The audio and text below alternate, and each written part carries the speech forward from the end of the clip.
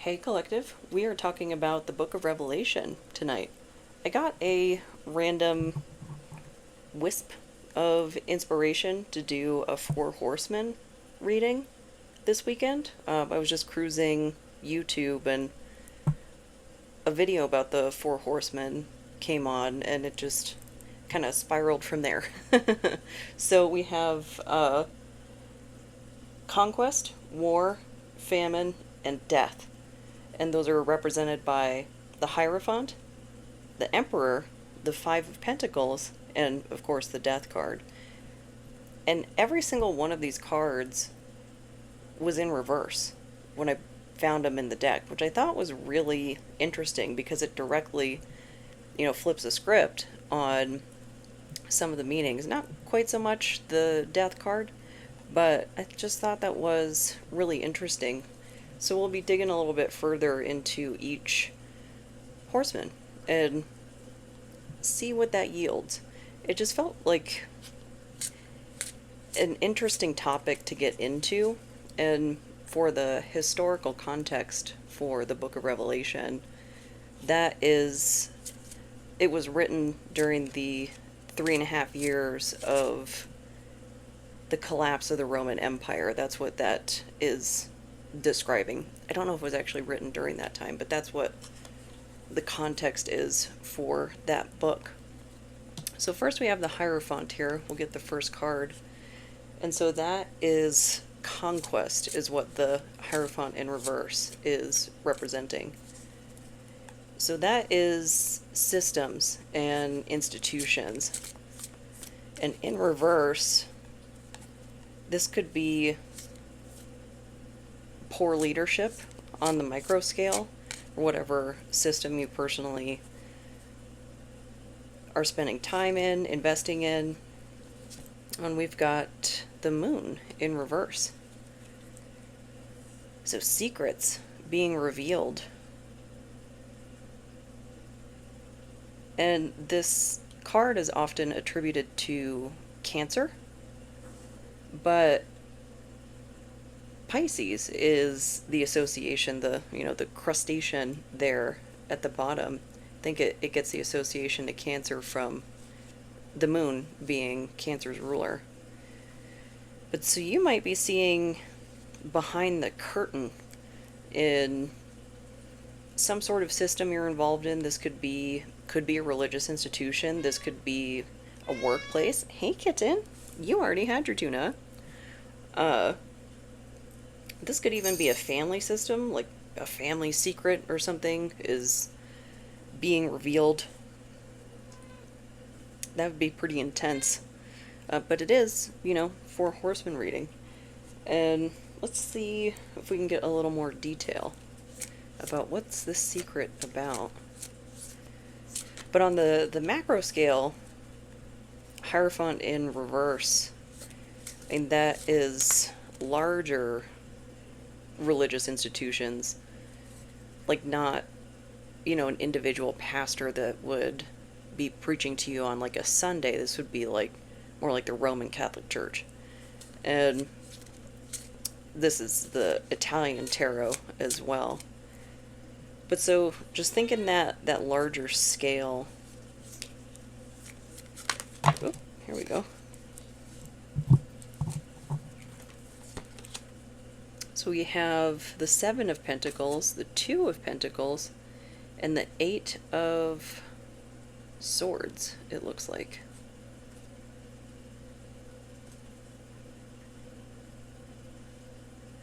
So patience, balance, and gaslighting? Because the Eight of Swords is my gaslighting card.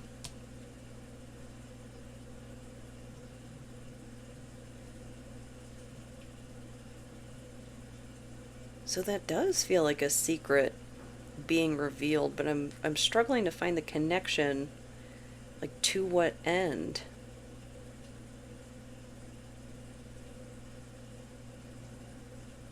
It's like a corrupt leader, somebody with authority or power over you or a group of people.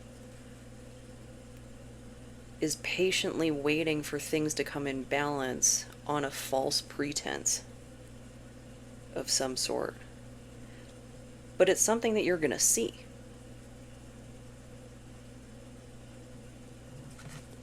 So it's like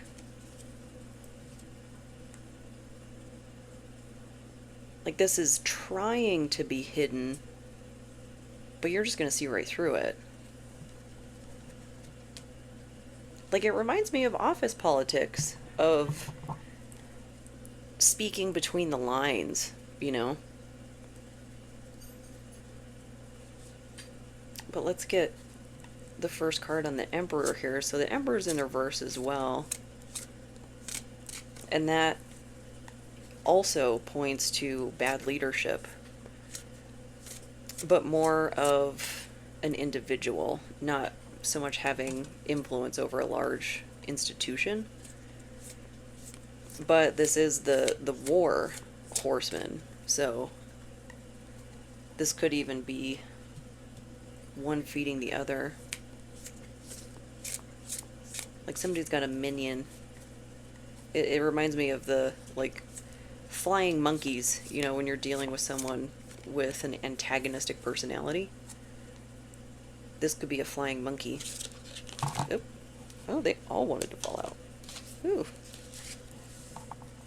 The Wheel of Fortune. And they all, like, spin out after I said flying monkey. Anything else flip over? No?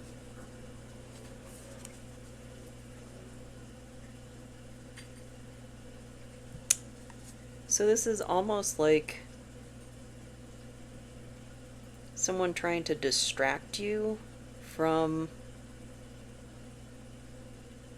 attaining a blessing. This could be like competition in a workplace. And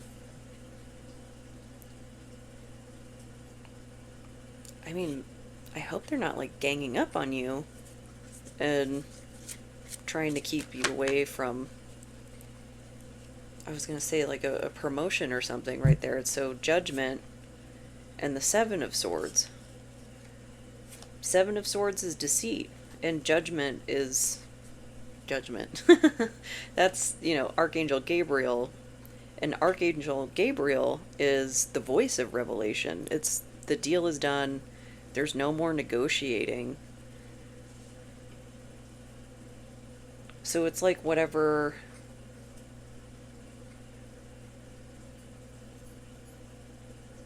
whatever they were trying to hide has been seen.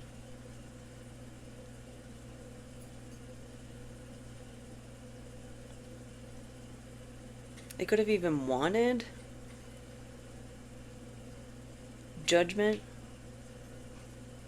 like, to fall on you based on deceit. Like someone who is resorting to really immature, like childish tactics in the workplace.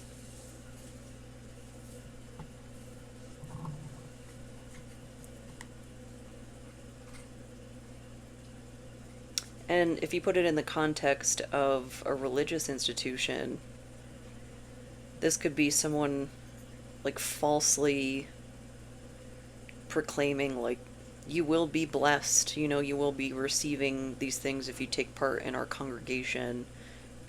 So it's giving cult vibes, which this is like the third time I've brought that up in the past few readings. It's just like giving distorted religious group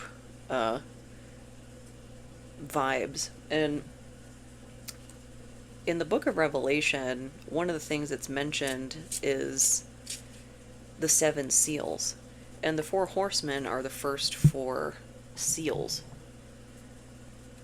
And referencing a seal on a scroll that was seen in the Apostle John's vision in the book of Revelation. And the fifth seal is people who have been harmed or slain by the word of God. And so I'm interpreting that as a metaphor on a macro scale for like Christian nationalism. We're seeing a lot of harm here in the States, people being snatched up and women being medically harmed.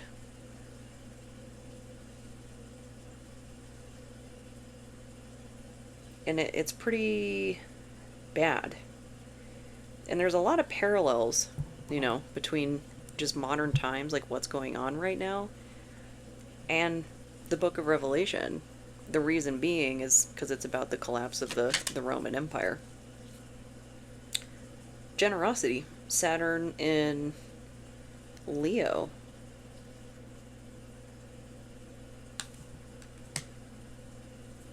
That's an interesting card to pop out. This is very, very biblical in the imagery. Like the congregation down there and somebody up there preaching, and he's doing the Hierophant hand signal, like two fingers to heaven, two to hell.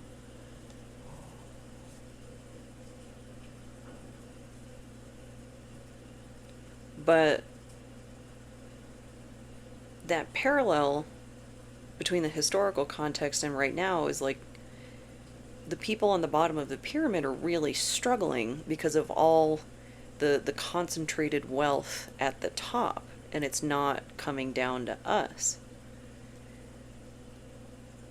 And there's some like moral justification being taken by distorting a holy book. And that's how like power is being maintained over marginalized groups. And there are passages, so many passages referencing like treat the immigrant as your own. And so they're clearly not reading the book, but they're using it to justify their power grab. And that is really gross to me. I'm not a Christian, I'm not a Catholic, I'm an omnist. Any sort of misuse of a holy book to control people is just really egregious in my eyes. But Saturn, that's some lessons. That's the function of Saturn, is to teach you a lesson. And in Leo, it's going to be a very bold and, say, inflammatory lesson is what I'm feeling. So that's for conquest. We'll get one for war here. Oop. Adaptability. Moon in Gemini. And this looks like Kali. And there's an interesting part in one of John's visions referencing, I think it's between the 5th and 6th seal, something like that. But as he goes through and has these visions, what he sees and what he hears are different and often contradictory. Because it's the 144,000, the 12,000 people from the 12 tribes of Judah. And that's what he hears. So for people who would be like sealed and saved in this apocalyptic vision, but what he sees are people from all nations following the slain lamb. That's Yeshua. And I like to back it out a little bit of the specific to Christians context. And it's more about just being a kind and compassionate person and not getting so sucked up in greed and achievement that you forget to help your fellow person, that we treat them as less than us, and for any reason. Because it's surprising to me how many people consider themselves like open-minded and then will say just the most judgmental things. But we've got the 5 of Pentacles here in reverse for famine. So I think this can be interpreted in a couple of ways. This could be indicating maybe where we are in the parallel in the seals. So if we compare, the historical context to now, maybe we're between the second and third seals. But it could also be reassessing our values of, is what we're doing, like, what are we doing and why are we doing it? And it could be things like reevaluating the work week. The 40-hour work week was an advent of the early 1900s, I think World War II. It was Henry Ford, I think, that put that together. And that was after having no limitations for workers on working hours. So that was a massive improvement. But now we're seeing a lot of exploitation at the bottom of the pyramid because the productivity tools and expectations just continue to increase. But we're not seeing things like compensation that move in tandem in a proportionate value to those things. But so we've got the Five of Wands, conflict. Eight of Wands, what is that? Message? And this is interesting because this is really symmetrical. I actually can't tell if this is upright or reversed. Who are you?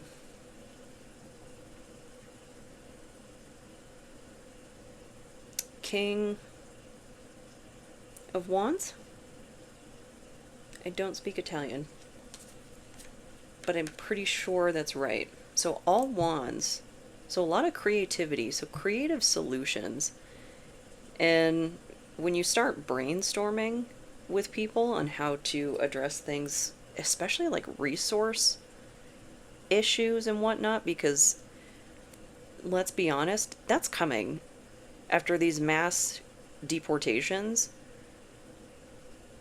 Our food supply is going to see an impact, which is like, these are humans we're talking about. We like the work they were doing is not the thing to focus on after how they've been harmed. And there's a real supply issue coming, and it's going to be coming fast. So maybe that's why this Eight of Wands came out, because that's fast movement. And the King of Wands being in reverse, some stubbornness, some unwillingness to acknowledge the severity of the situation. It's kind of like,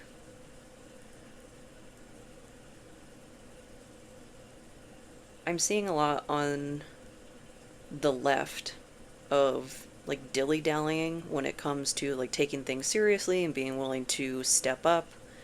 And there's a lot of like, we're not being nice enough, we're not being like cohesive enough, working enough. We're so far past that. Like, in order to, I think, was it James Baldwin or someone, I can't remember, that said pacifism is like only a viable strategy if your enemy has a conscience. And what we're dealing with right now, they don't. And the way that they're treating people is just horrendous. And there's going to be some real effects, and I think people are woefully ill-prepared for how severe it's going to be. It could make the pandemic look like child's play. Like, I don't want to fearmonger or anything like that, but this is just unprecedented. Oh, we got two. So we've got submission. Oh, three. Submission, Venus in Pisces, seduction, Jupiter in Pisces, and detachment, Venus in Aquarius. Keep her covered up there on the seduction card. That's an interesting...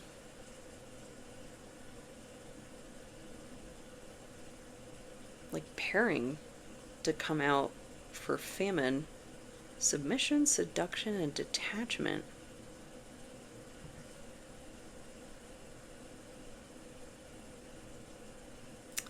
Maybe these creative solutions need to happen in the shadows, whatever they are. At least until they're ready to be, like, executed or deployed, whatever. And maybe some detachment. I think that is kind of an unfortunate reality of the things that are happening right now, is how detached we have to be in this weird normalization of we're staring down the barrel of fascism and we have to pay rent. There's a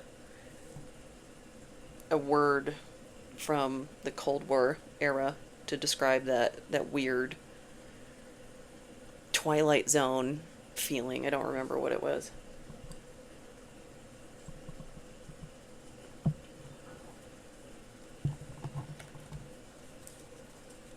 But it kind of reminds me of, like, situations I've been in where I had to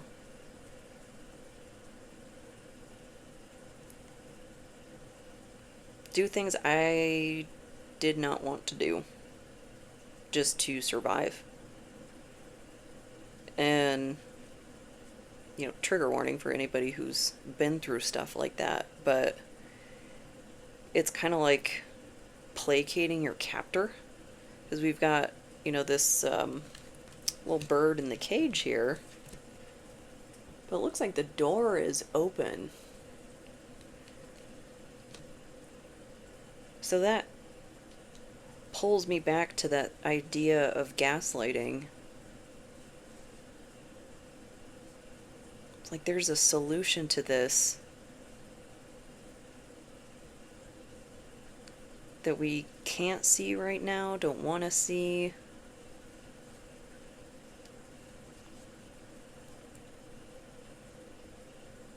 Because if you're in a rough situation where you're maybe having to be deceptive to just protect yourself, that, like, dissociative fog is a lot to deal with. Even just the walking around with that Twilight Zone feeling of, it is unreal what I'm seeing in the feeds of things, which I don't want to become desensitized to. I don't want to look away, and I do want to look away. And it just feels so inhumane for, like, work to not be saying anything, not to, like, hey, I know things are hard right now. We don't know what to do. Like, just kind of leveling with the employees. Like, I don't know. It's a real tough situation for everybody involved. We've got the death card in reverse here, which is not dissimilar from its upright meaning. It's more about how you react to the change. So you might be resistant to this change. Might be a change you don't want to face, you don't want to make. Because if you are considering things from a macro scale, there's a lot of people that I'm seeing, like, how do we get out of the States? Like, where do we go? And so it could be something like that. And it looks like at the bottom of this card, there's a lot of riches and things. And it looks like the Hierophant's crown there at the bottom, and an easel, some paint. It does remind me of, like, the story of the immigrant, and now for us it might be the story of the emigrant, because a lot of people might be trying to leave because it's scary times. Yeah, 9 of Cups. You know, I know the millennials have been feeling for years that we just can't catch a break. no matter what we do, no matter how hard we work, we're just going to be in debt forever. And so you might be facing some difficult decisions on new frontiers. It could even be within the states. I know there's been a lot of like state to state migration for reproductive health options. So it could be something like that. Could even just be changing jobs. Or maybe even changing churches or something like that. Because maybe you got tired of a pastor and distorted energy.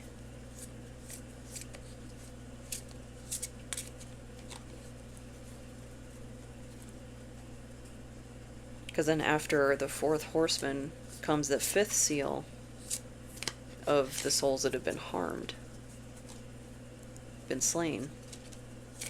So this is like seeing the true effects of everything that led up to this. It's like having every opportunity to do the right thing, change the tide, by any means necessary, and you didn't, or it didn't work. And now here we are at a change that we don't like, we don't want to face. Who's this? The Hermit in reverse. So that speaks to some isolation. Maybe it feels really isolating right now to be maybe reconsidering a path that only you can follow. Because just because you feel one way, maybe in your family system, it doesn't mean other people feel that way too. So there could be some differing opinions, and maybe you feel alone in pursuing whatever it is you want for your life right now in the conditions that we're facing. And of course, with difficult times like we're dealing with right now, I'm a big advocate for therapy, for support groups, like making sure that you've got somebody to talk to, because it's tough right now. And there's not a lot of easy answers to things that are happening. I think that's a difficulty when you're engaging with the mental health process and whatnot, is eventually you reach a point of exhausting their tools. Like, because if the thing that is stressing you out is you don't have enough money to pay your bills or things like that, they're not going to give you money. They're going to help you through maybe like cognitive behavioral therapy, through grounding and mindfulness techniques, or maybe even prescriptions if that's appropriate. But that just makes it more tolerable. And I have really mixed feelings on, should we be tolerating what's going on right now?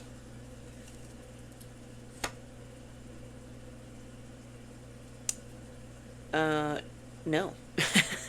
Two of Cups in reverse. That's like a pairing, a union that's not good.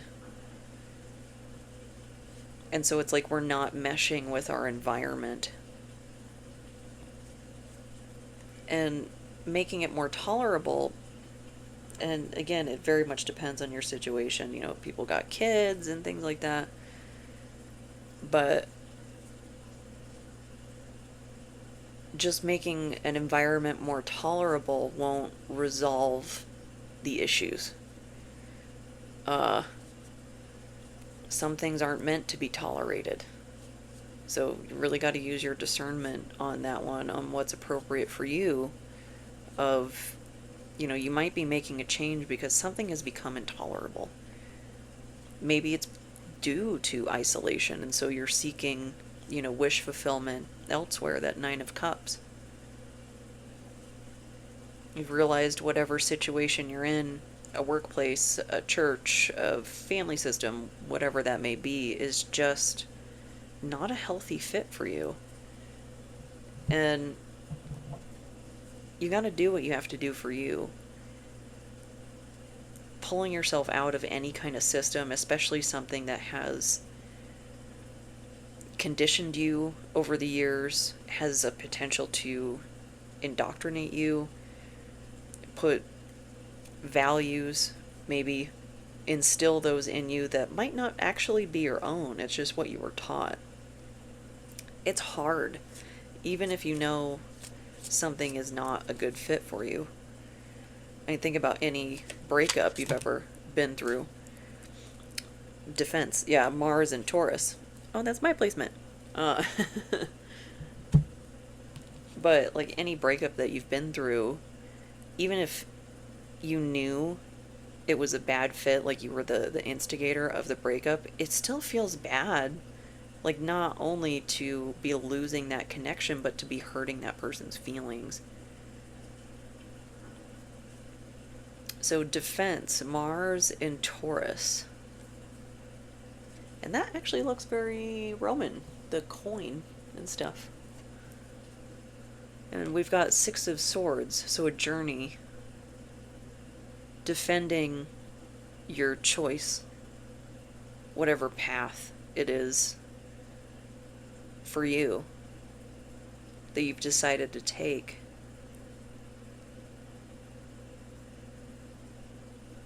Is that...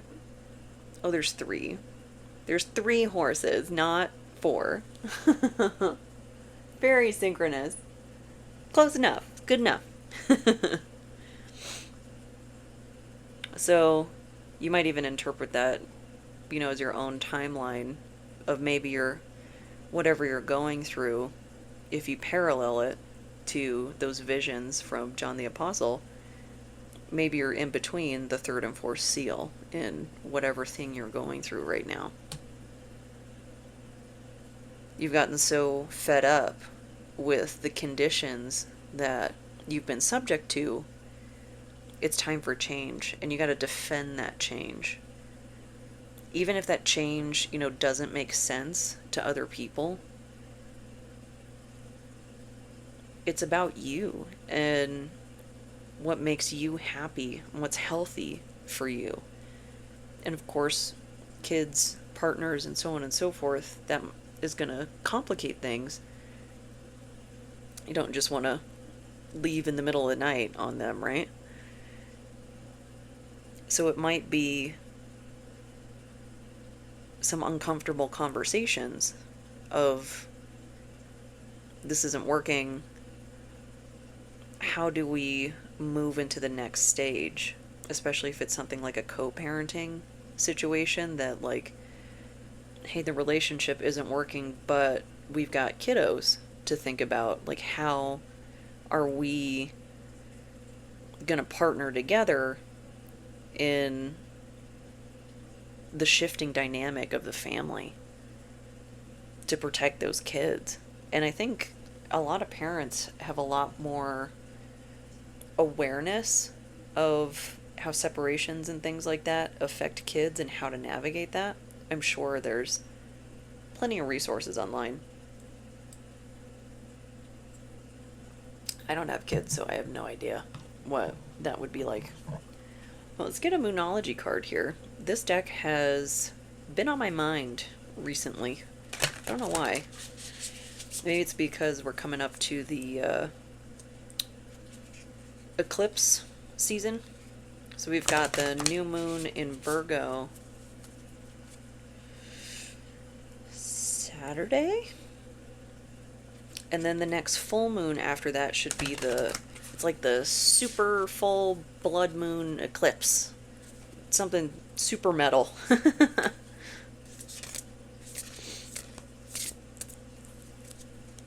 But one of the things I do tend to harp on when I talk about, any book from the Bible and whatnot is knowing the historical context. And I really do believe in the importance of a study Bible and really contextualizing things. Because these are good metaphors, like Rome wasn't the first empire that collapsed, and it wasn't the last. And it's when people take these things literally, or are only reading the scripture without any sort of contextualization, that, I don't know, it kind of feels like that, was that false idols commandment? Like, it's not supposed to be taken literally.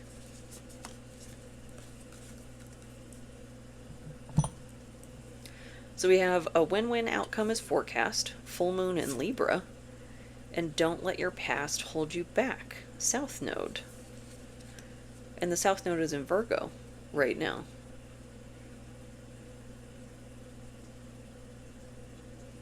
So this feels like it goes with the Death Horseman.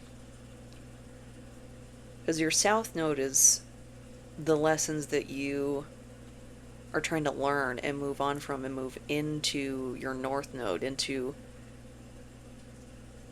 it's like the head of the dragon of destiny. And then the full moon of Libra, justice.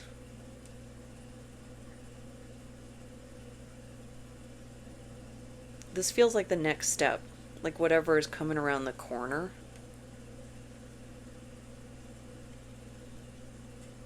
Let's see what the book says about the full moon in Libra. But that does feel like what's around the bend is whatever change you're making. Trust yourself that it's the right one for you, and you're the one making these decisions for a reason. If people are sticking their nose in your business unsolicited, like, back up. So the full moon in Libra, the sign of partnership, of falling in love, and of closely relating to someone else. Since full moons are about climaxes and conclusions, this card suggests you are either about to start a new relationship or that an important existing relationship is changing somehow. Perhaps coming to an end or moving to a new level of commitment. It's important to remember that people come to us for a reason, and sometimes it's just for a season. If a relationship is ending now, it's doing so at the right time, so try not to fight it. This card can also refer to a professional relationship. There is a sense that you need to balance your ego with someone else's needs. A win-win outcome is possible with give and take. Doing so might be the answer to your question. Attuned to the moon, let go of that which is falling away. So don't try and stop the tower from falling, whatever this change is. Additional meanings for this card. See the other person through the eyes of love. It will change your perspective.